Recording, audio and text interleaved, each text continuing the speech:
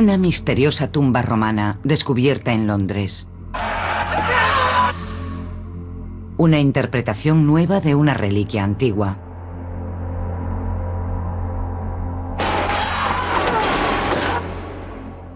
Dos hallazgos que se suman para escribir un nuevo capítulo en la historia del Imperio Romano. La historia de la Gladiatrix.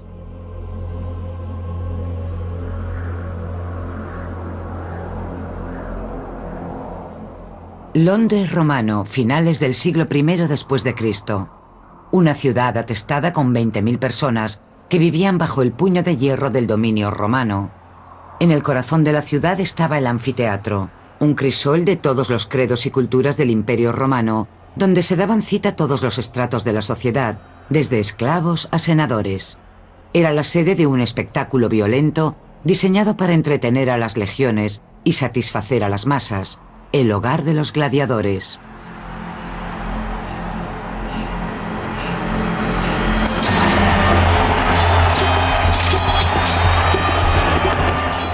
Pero en el año 70 después de Cristo el espectáculo de hombres masacrando a hombres no era suficiente. La plebe exigía variedad, además de sangre.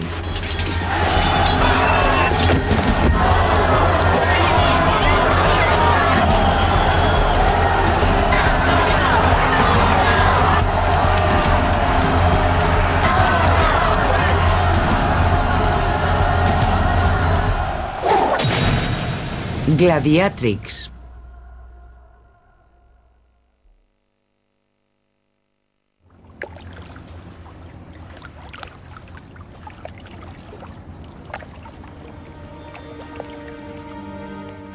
Dos mil años después de que los romanos conquistasen Bretaña, el Museo de Londres empezaba a desvelar la brutal historia de la ciudad.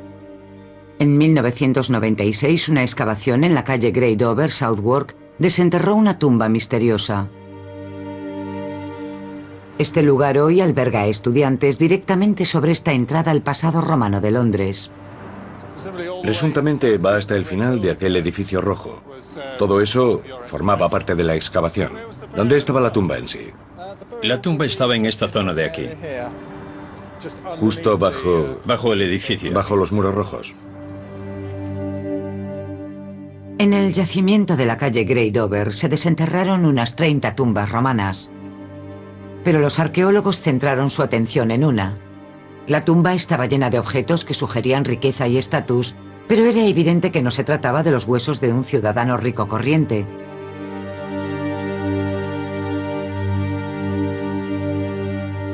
La ubicación inusual de la tumba era el factor más sorprendente.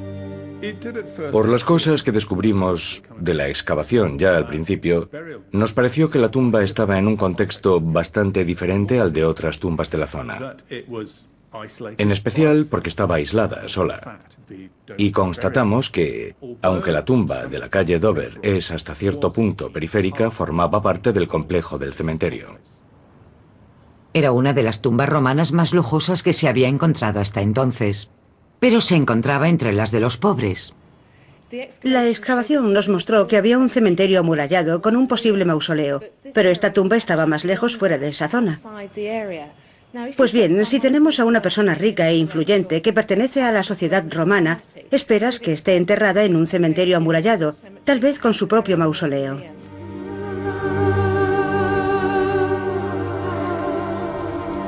Esta contradicción daría lugar a un misterio arqueológico. Obviamente, uno empieza a especular. ¿Qué significa esto? ¿Por qué tenemos una ceremonia funeraria tan rica, tan elaborada? Esa especulación hasta cierto punto alimenta la idea de la exclusión social. ¿Se trata de una persona excluida deliberadamente de la zona de enterramientos normal? Entre los excluidos de la sociedad romana estaban los esclavos, los criminales y las prostitutas.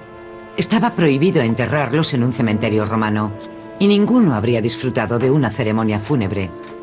Solo un grupo extraordinario tenía poder para superar este estigma social y moverse a voluntad entre los diferentes estratos del rígido sistema de clases del Londres romano: los gladiadores. El concepto de gladiador nació cuando se empezó a obligar a los esclavos o prisioneros de guerra a luchar a muerte en las ceremonias de la cremación de ciudadanos ricos.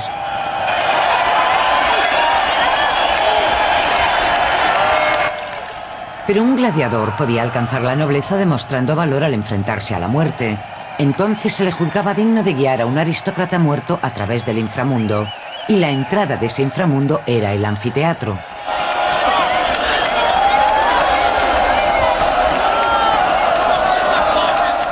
Para agradar al público, los gladiadores eran humillados por una figura que representaba a Mercurio, el mensajero romano de los dioses que reinaba en el inframundo.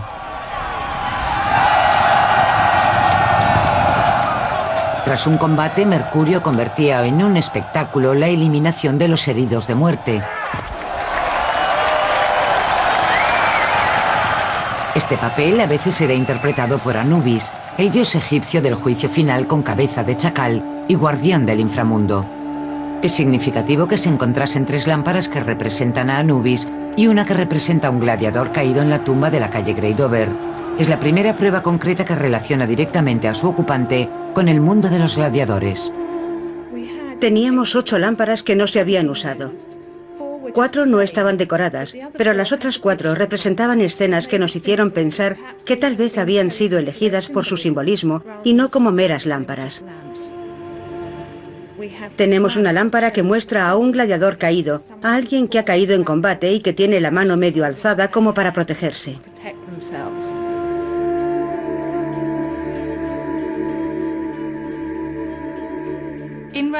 En la Bretaña romana no es muy usual encontrar varias lámparas en una tumba. Normalmente encontraríamos una, tal vez 2 lámparas, pero encontrar 8 es algo realmente único y destacable. Las lámparas también ayudan a datar la tumba. 4 de las lámparas de nuestra tumba son lámparas con grabados, y ese tipo de lámparas, por contextos que hemos datado, sabemos que se utilizan del año 20 después de Cristo en adelante y durante todo el siglo I, y que después desaparecieron de Bretaña. Las otras 4 son las llamadas lámparas de fábrica, que aparecen sobre el año 70 después de Cristo y llegan hasta el siglo II. Así que tenemos un tipo de lámpara que está perdiendo popularidad y otro que se está volviendo más popular, de modo que se solapan. Así que yo dataría esta tumba en el año 70 u 80 después de Cristo. En el año 70 después de Cristo, los gladiadores ya llevaban combatiendo unos 400 años. Hay pruebas de su presencia por todo el Imperio Romano Antiguo, pero hasta ahora jamás se habían encontrado restos humanos de un gladiador identificables.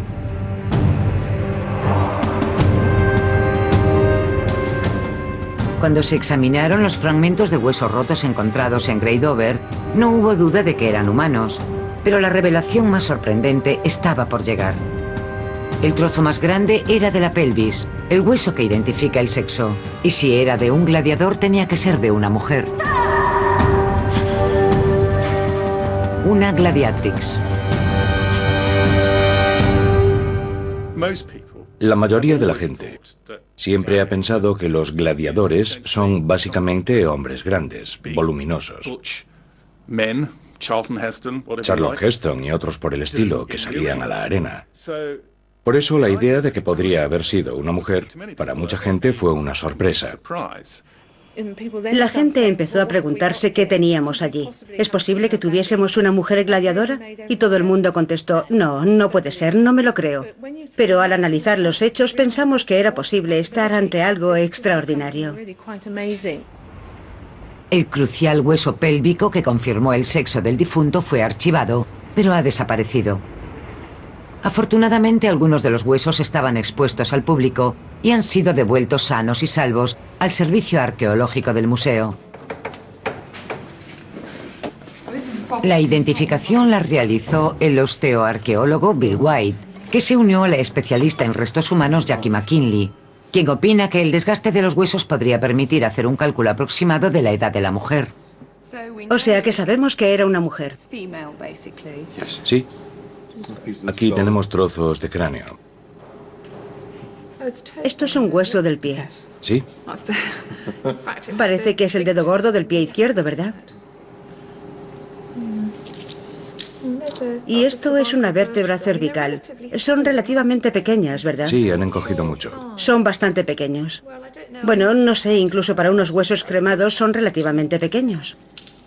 Necesitan otro fragmento de hueso pélvico.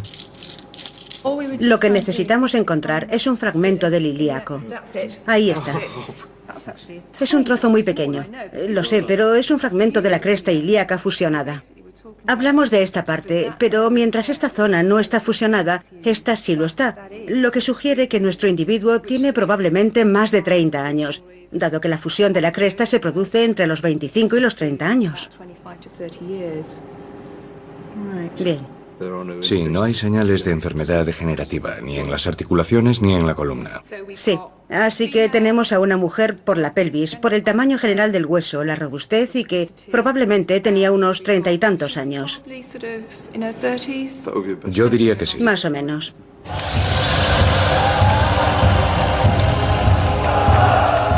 Sana y delgada, en la flor de la vida.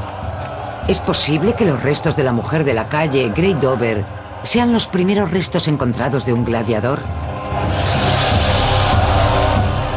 La edad de la mujer de la calle Great Dover resultó crucial.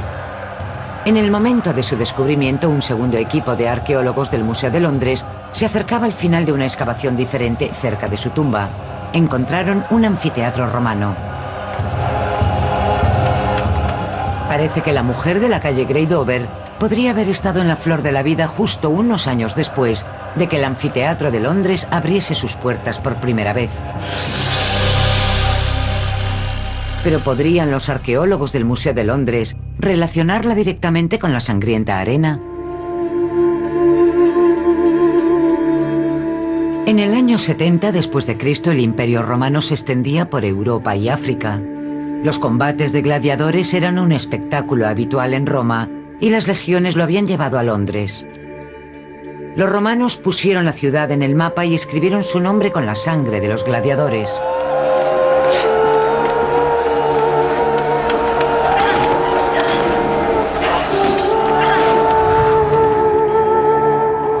Años de laboriosa arqueología han proporcionado los datos para un nuevo modelo informático. Para los británicos, esta era una ciudad futurista. Un puente cruzaba el río Támesis y había un trazado planificado de carreteras, casas y edificios de 2 plantas. En el centro, el edificio del anfiteatro que se alzaba sobre la ciudad.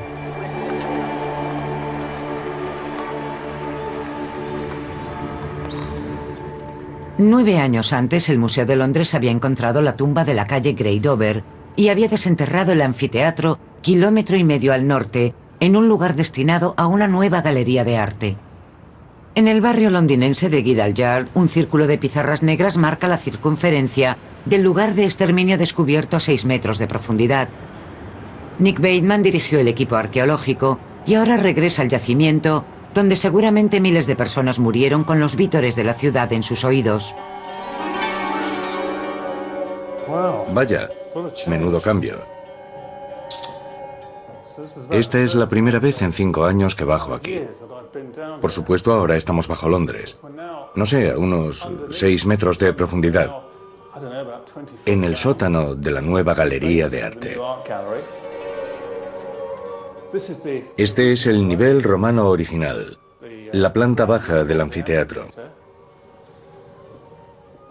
Y tras estos muros, tras estos modernos muros de bloques de cemento, se encuentran los restos conservados de los muros del anfiteatro. Esta, por supuesto, es la entrada este al anfiteatro. Ahora mismo estamos caminando por la entrada.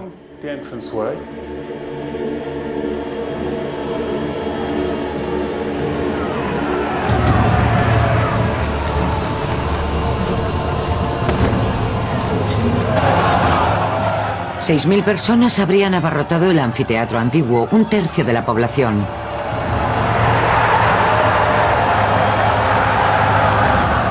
El equivalente a 2 millones de londinenses actuales sedientos de sangre.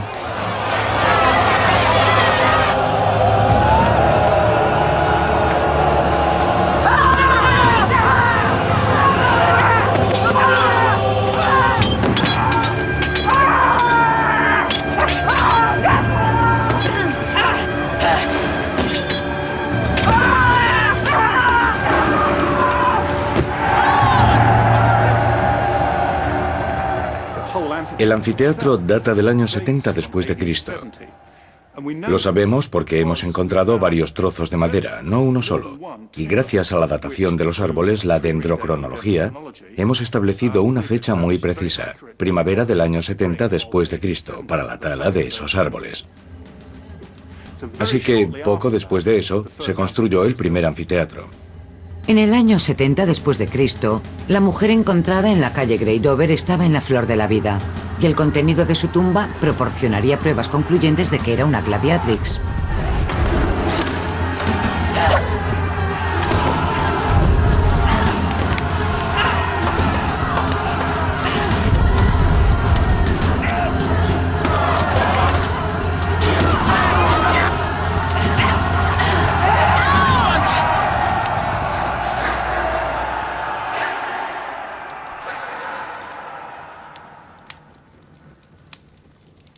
Una pista importante era el aromático olor a incienso.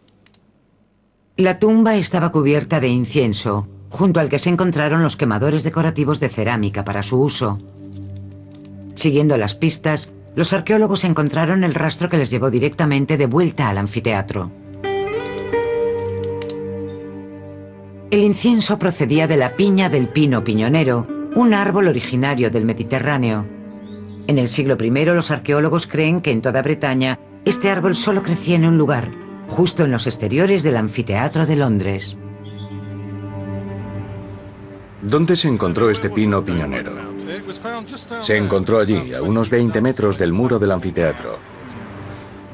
Y lo interesante es que esta era la primera vez que encontrábamos madera de pino, de cualquier clase de pino, en Inglaterra después de la Edad de Bronce. Y es un hallazgo completamente único, porque en aquella época no teníamos pinos en Inglaterra. Estábamos bastante seguros de que era un pino piñonero y sabemos que a los romanos les gustaba especialmente.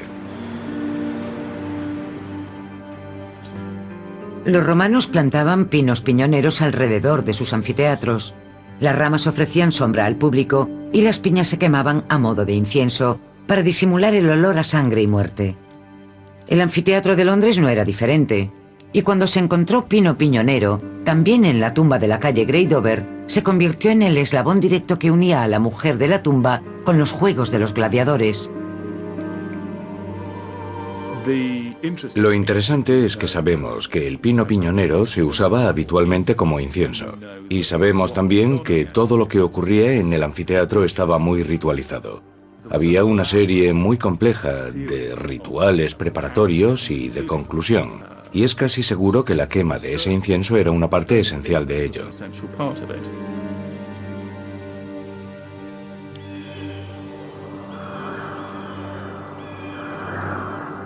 Para un gladiador que alcanzaba la gloria en la arena, el elaborado ritual de la vida cotidiana tenía su reflejo en la muerte. No hay duda de que el incienso desempeñó su papel en el entierro tremendamente ritualizado de la mujer de la calle Grey Dover.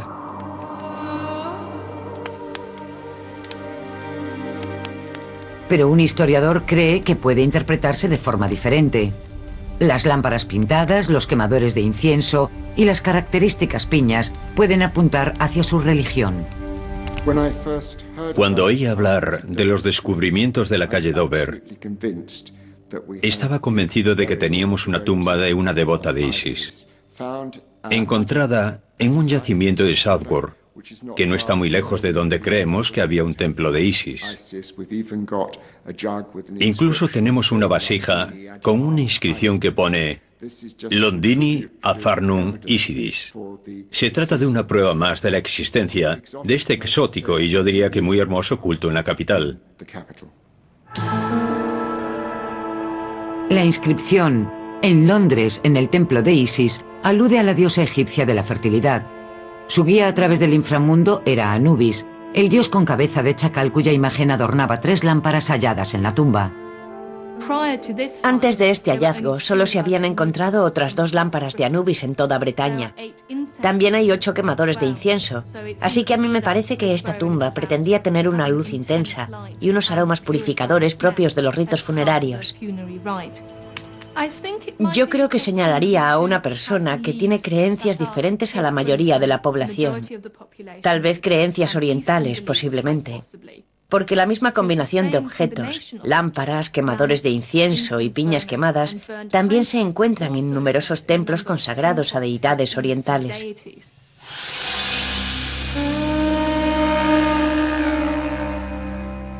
Pero la religión no explica la imagen de un gladiador caído en otra lámpara encontrada en la tumba. Y una gladiatrix no habría tenido necesidad de la religión para conocer al dios Anubis. Para una gladiadora, el significado de esta imagen en otras lámparas simbolizaría su papel como compañero al inframundo tras la muerte violenta en la arena. En una ciudad rebosante de ideas religiosas procedentes del este y del oeste, es sabido que el culto de Isis atrajo a los miembros de la más alta sociedad, de modo que una gladiadora habría sido una seguidora natural. Es posible que tengamos aquí a una seguidora rica e influyente de la diosa Isis, pero que también es una gladiadora. Una posibilidad no descarta a la otra, podría ser una combinación de ambas. Las pruebas sugieren que tanto si era seguidora de Isis como si no, probablemente era gladiatrix. Y se pueden encontrar más pruebas en la historia de este periodo. Los juegos de gladiadores a menudo se inspiraban en la realidad, y en la memoria del Londres romano estaba fresca la ira vengativa de una reina guerrera.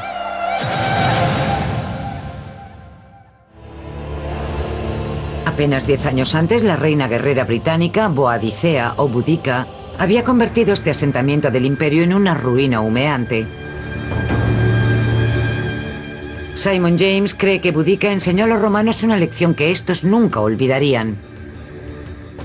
Siempre que Roma conquistaba una nueva provincia, había un periodo de adaptación en el que se solucionaban muchas tensiones mientras la población se adaptaba. En el caso de Bretaña, sobre el año 60 después de Cristo, las cosas se pusieron bastante mal, porque muchos soldados y oficiales empezaron a maltratar y a molestar a bretones importantes, y esto generó una enorme explosión de resentimiento.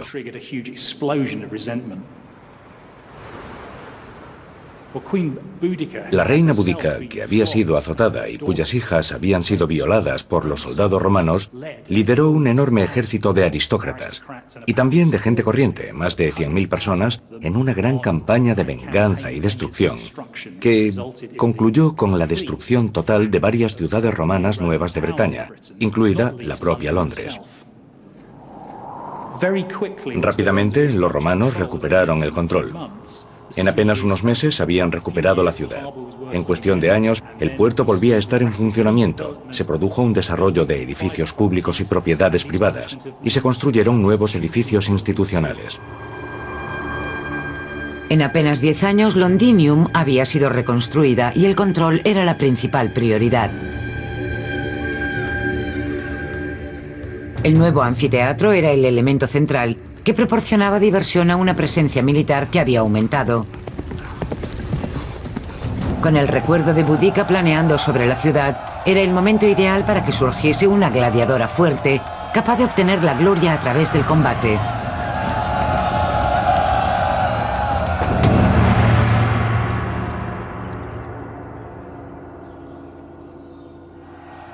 Mike Fulford es un experto en las costumbres de un anfiteatro.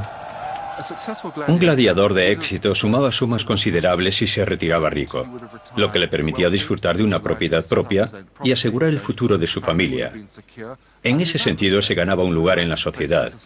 Y por supuesto, si sobrevivían, y sabemos que muchos lo hacían, en muchos y muchos juegos, entonces, pues como si fueran jubilados, no sé, del deporte actual, eran personas conocidas, personas famosas.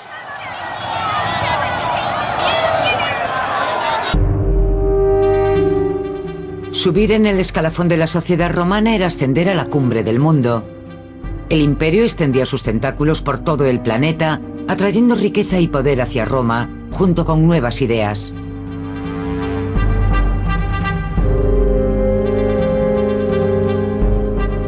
En la épica Gladiator de Ridley Scott, el Coliseo es aterrorizado por unas gladiadoras que conducen carros.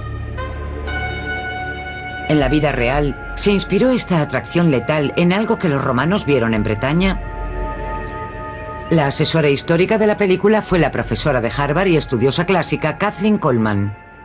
Hay una pequeña pista que podría sugerir la existencia de una gladiadora en Gran Bretaña. Sabemos que había gladiadores que conducían carros. Y en la novela de Petronio, escrita en tiempos de Nerón, después de que Claudio conquistase Bretaña, hay una referencia, en un contexto ficticio, obviamente, a una gladiadora que conducía un carro. Entonces, si los romanos se encontraron en Bretaña mujeres que conducían carros, y sabemos que lo hicieron, y trasladaron esa circunstancia al contexto familiar de la arena, puede que se les ocurriese la idea de subir a una gladiadora a un carro.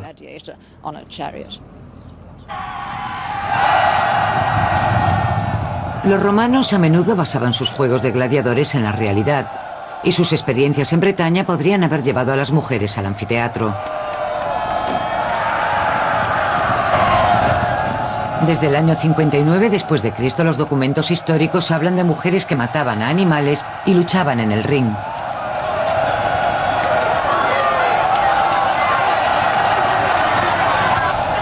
Mujeres salvajes que animaban la novedad y el espectáculo del anfiteatro. La mujer de la calle Grey Dover de Londres vivió en este mismo periodo y podría ser el único caso en el que los arqueólogos han encontrado los verdaderos restos de una gladiadora.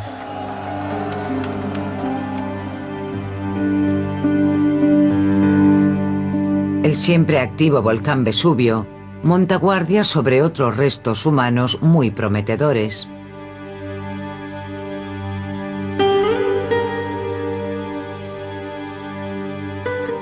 La ciudad de Pompeya quedó congelada en el tiempo durante este periodo clave de la historia romana.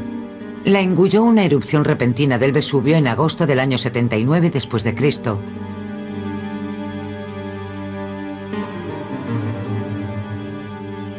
Este es el anfiteatro más antiguo del mundo y sin duda debió de haber gladiadores entre los muertos.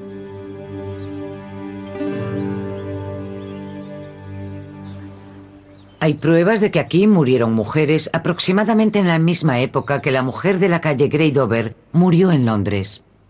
En estos barracones se encontraron varios esqueletos y 2 de ellos llevaban joyas. Y esos esqueletos que llevaban joyas, para muchos, habrían sido mujeres. Pero si eran mujeres, ¿qué hacían aquí?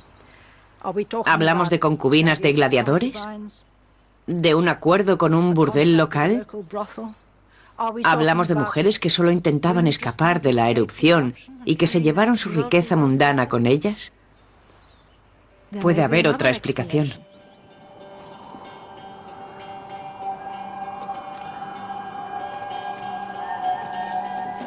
Cuando se desenterró el anfiteatro hace más de 200 años, la posibilidad de que hubiese esqueletos femeninos no tenía gran interés.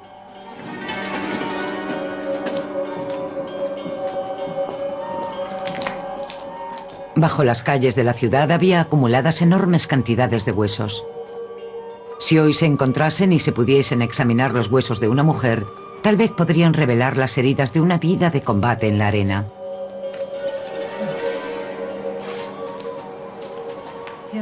Estos son cráneos de los habitantes de Pompeya. Más huesos. Pero ¿a quién pertenecía cada uno? Eso ya no se puede saber.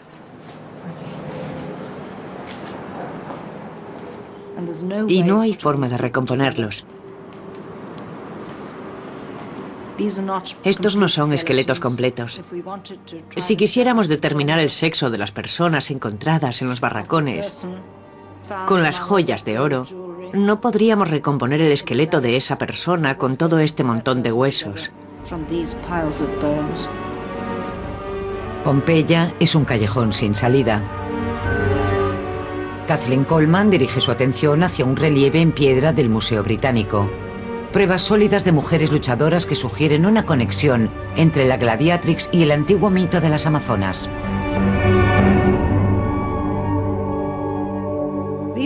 Estas 2 señoritas proceden de Halicarnaso, en la actual Turquía, de una ciudad en la costa de Asia Menor, que formaba parte de Grecia Oriental durante el Imperio Romano.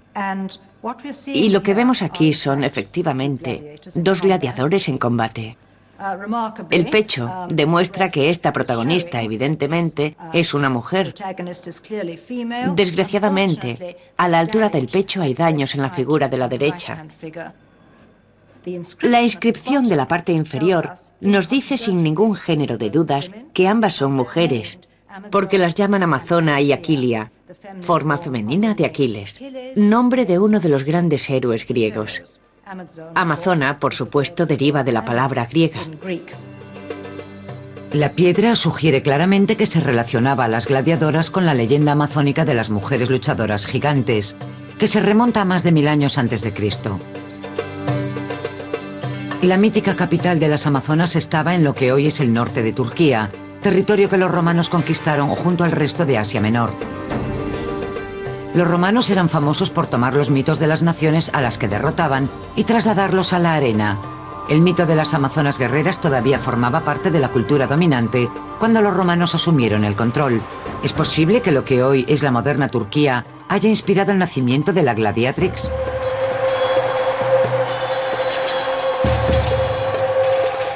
Los rituales dominaban la rutina diaria de los gladiadores. Incluso en la arena, cuando sus vidas estaban en juego, tenían que obedecer las reglas del combate.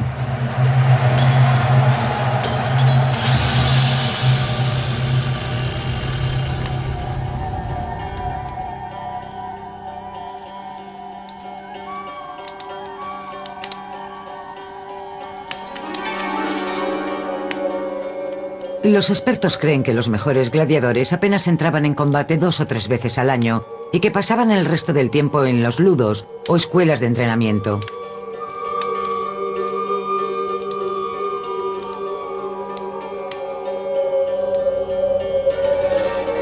Kathleen Coleman analiza los ludos del Coliseo de Roma. En esta escuela de entrenamiento, los gladiadores vivían, entrenaban y practicaban probablemente ante un público, porque aquí vemos los restos de lo que habrían sido las gradas, en las que se sentaban varios miles de personas.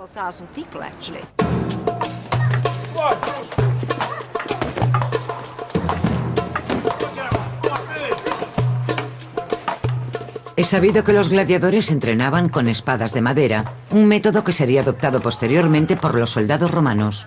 Sabemos que los gladiadores entrenaban con preparadores especializados. Para cada estilo de lucha, los gladiadores tenían un entrenador especializado. Eran tan sofisticados los métodos de entrenamiento de los gladiadores que en sus epitafios se mencionaba en qué estilos sabían luchar. Eso era algo verdaderamente excepcional. Y si alguien podía luchar en 3 estilos diferentes, era un auténtico superhombre. O una supermujer. Pero en la tumba de la mujer de la calle Dover no había armas y no ha sobrevivido epitafio alguno. Por lo tanto, no hay datos sobre sus estilos de lucha, pero sí hay muchísima información sobre el tipo de equipo que habría usado.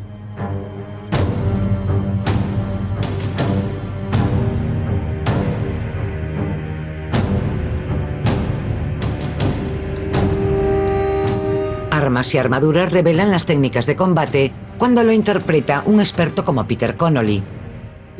La única forma de averiguar cómo se usaban es hacer una copia absolutamente precisa. En otras palabras, echar un vistazo a lo que hay en el museo, medirlo, examinarlo minuciosamente y después, analizando todos los aspectos del arma, ver para qué estaba diseñada. A partir de ahí, se puede teorizar sobre cómo luchaba la persona.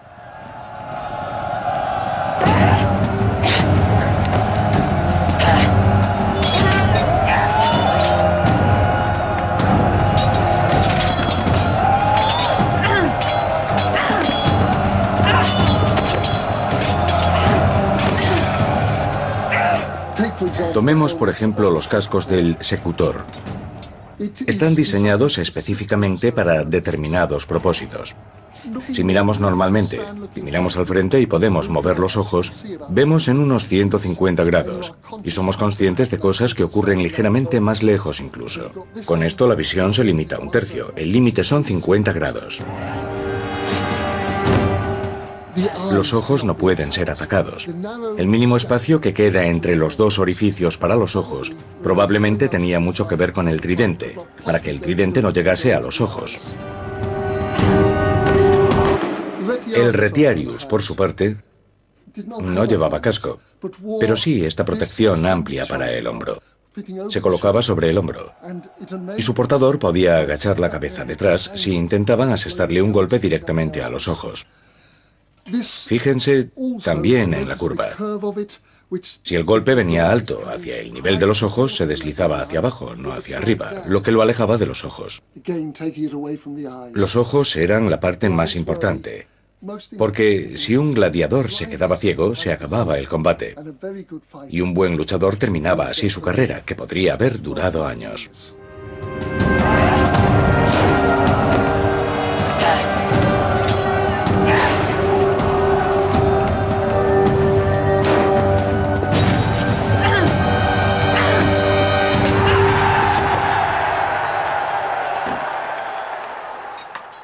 Los gladiadores usaban habitualmente el gladius, la característica arma romana que conquistó el mundo.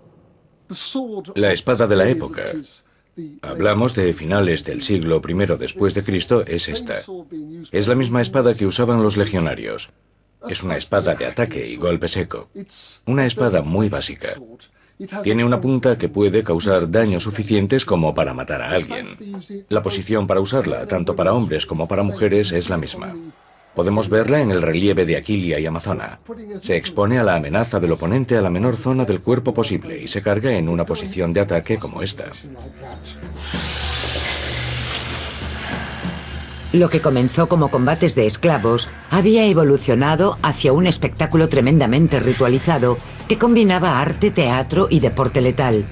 La gladiatrix era otro símbolo de cambio. Pero los espectáculos romanos eran cada vez más depravados y llegarían prácticas más inquietantes.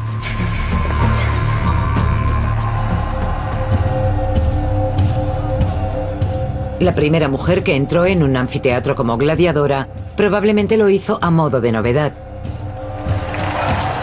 En el año 70 después de Cristo, el anfiteatro de Londres acababa de inaugurarse, pero los combates de gladiadores llevaban disputándose con gran éxito por todo el Imperio Romano unos 400 años.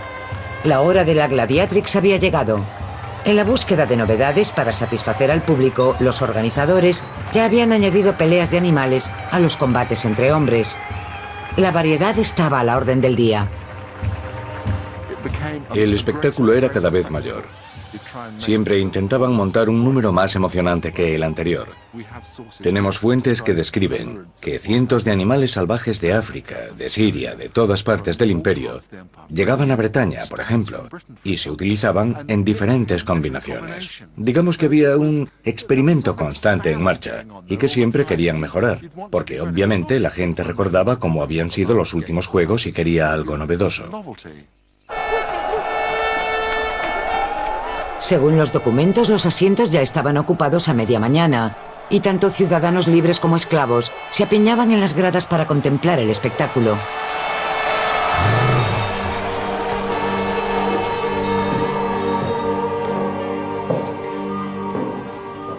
Mientras las víctimas humanas esperaban en la arena, se preparaba a sus atacantes animales para hacer una entrada dramática.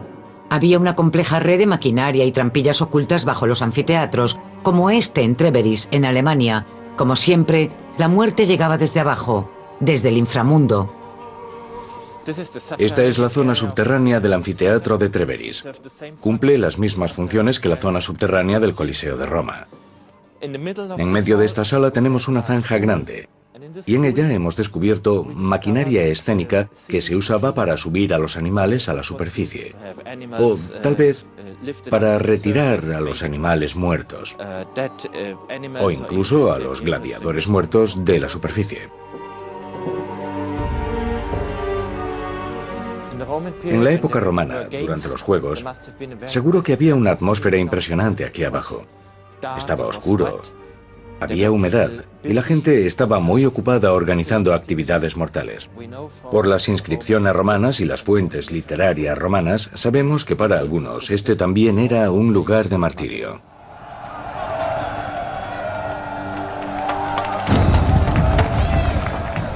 Pero las fuentes históricas sugieren que algunas mujeres escaparon al destino de estas víctimas indefensas.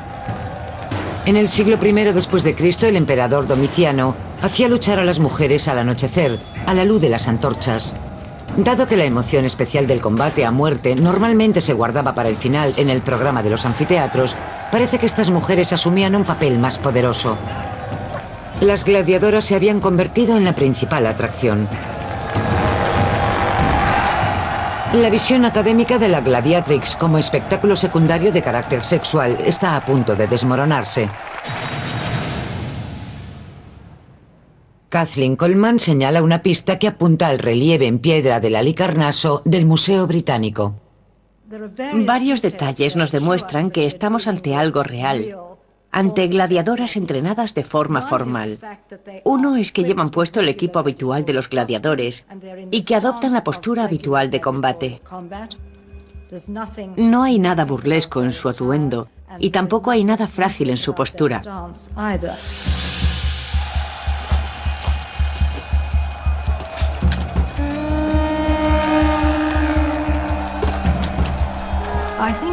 Yo creo que hay cierto grado de excitación sobre el espectador masculino, en el hecho de que el torso esté desnudo, como corresponde a este estilo de gladiador.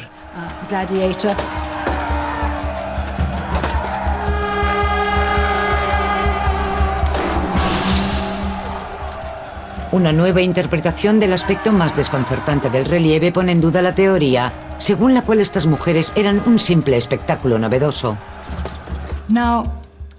Hay algo curioso en ellas, y es que no llevan casco. Pero hay dos objetos aquí abajo, a cada lado del plinto sobre el que están las figuras.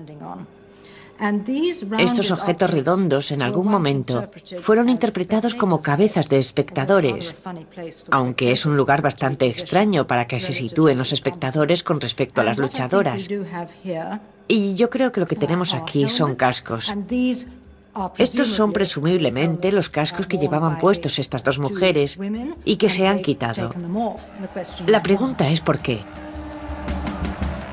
Una de las cosas que indica el reconocimiento de la derrota, o al menos el reconocimiento de unas tablas, es desprenderse de una parte de la armadura, bien sea el escudo o más habitualmente el casco. Esto simboliza para el espectador poco versado el reconocimiento de unas tablas, que suponen el indulto para ambas combatientes. Estas mujeres son representadas como auténticas gladiadoras de pleno derecho. Ellas representaban, como todos los gladiadores, la cualidad básica en la arena, que era la virtus, el valor masculino. La palabra virtus deriva de la raíz vir, que significa hombre en latín. Y la anomalía aquí, por supuesto, es que esta cualidad la encarnaban mujeres luchadoras.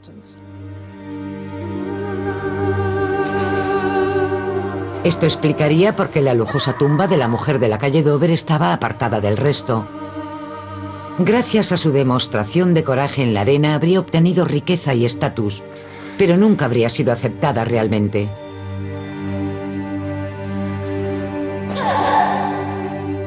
Al igual que los gladiadores varones antes que ella, la gladiatrix habría desafiado las barreras de la sociedad romana.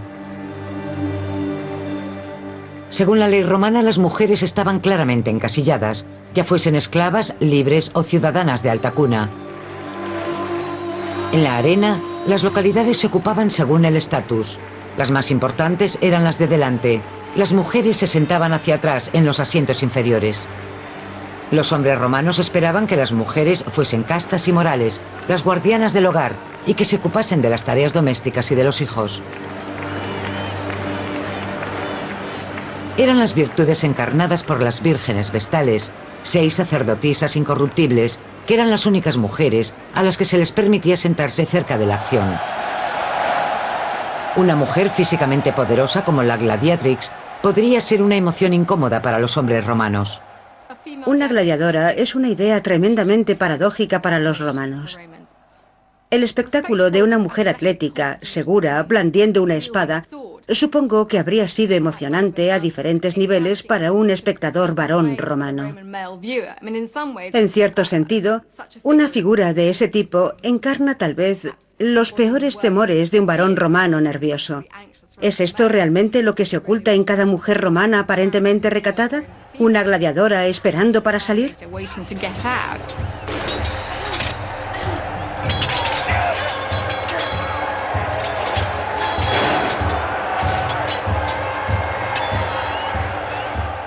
A comienzos del siglo I después de Cristo, a las mujeres libres menores de 20 años se les prohibió combatir. Después se le prohibió a cualquier hombre o mujer de clase alta. De modo que no solo se convertían en gladiadores los esclavos o prisioneros. Tal vez la gladiatrix quería luchar. Yo creo que la presencia de una gladiadora, conocida por pertenecer a la élite senatorial o de la nobleza, habría sido una visión muy chocante para el público romano. El ideal tradicional de la matrona romana está a un mundo de distancia de una mujer que muestra su cuerpo en la arena, que adopta virtudes masculinas, que adquiere habilidades masculinas y que disfruta entreteniendo a los demás. Fuese cual fuese la clase de la que había surgido, la gladiatrix acabó sus días como proscrita, como la joven y rica romana enterrada en el Londres romano, con objetos que la relacionan indiscutiblemente con el anfiteatro.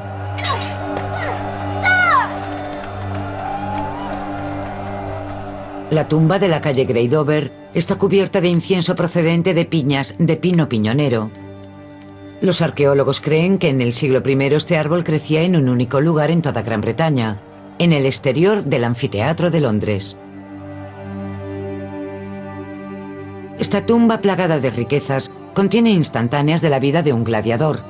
3 lámparas que representan a Anubis, el dios romano del inframundo y compañero de los muertos en el anfiteatro, junto a una lámpara que representa a un gladiador caído.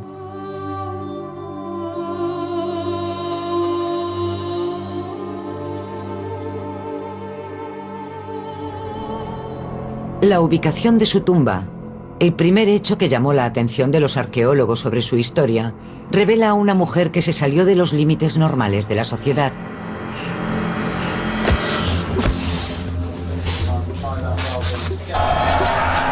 Fue parte activa en la historia de cómo un espectáculo sexual paralelo se convirtió en deporte de alto nivel entre atletas profesionales.